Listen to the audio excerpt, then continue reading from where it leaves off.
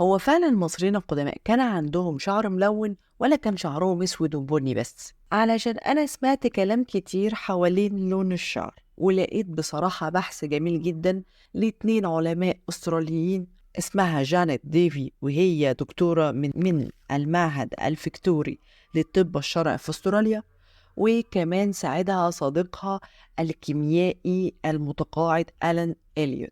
الاتنين حبوا يعرفوا هل فعلا المصريين القدماء كان شعرهم ملون، ولا التلوين ده نتيجة لملح النيوترون اللي كان بيتنقعوا فيه لمدة 40 يوم، ولا نتيجة للحنة اللي كانت بتتحط على المومياوات في الفترة دي. فهما الاتنين اتفقوا مع بعض ان هما يعملوا تجارب ويعملوا بحث وينشروه علشان يشوفوا اصل المعلومة دي. عملوا ايه؟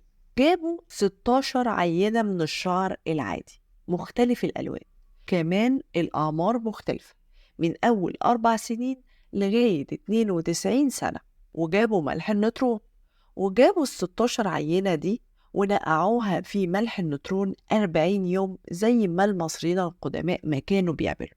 فعلا بعد 40 يوم جابوا العينات دي وغسلوها من الملح النيوترون، ولقوا إن ملح النيوترون ما أثرش خالص على درجة اللون المختلفة للعينات اللي هم عملوا عليها التجربة. إذا المعلومة دي إن الملح النيوترون هو اللي أثر على شعر المصريين القدماء أو بعض شعر المصريين القدماء دي معلومة خاطئة.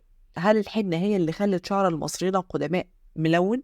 قالوا لأ، لأن في عندنا موميا قديمة جدا عمرها 3400 سنة قبل الميلاد، وهي موميا لم يتم إجراء أي نوع من أنواع التحنيط عليها، لا حطوها في ملح النيوترون ولا حطوا على شعرها حنة زي ما حصل في العصور الحديثة، لأن الموميا دي بتعود لعصور ما قبل الأسرات، وشعرها زي ما انتم شايفين أصفر خالص، لدرجة إنهم سموها موميا الجنزبيل أو الزنجبيل نظرا للون الجنزبيل الفاتح، ونفس درجة لون شعر الموميا دي. يعني الموميا دي شعرها أصفر طبيعي من غير أي مواد تحنيط أو تجفيف. وكمان عصور قديمة، علشان بيقولوا إن الشعر الأصفر دخل في مصر بسبب الهكسوس، في حين إن الملكة حتحبس بنت الملك خوفو كان شعرها أصفر زي ما كان مرسوم على الجدران اللي موجود في مقبرة بنتها مارس عنخ التالتة.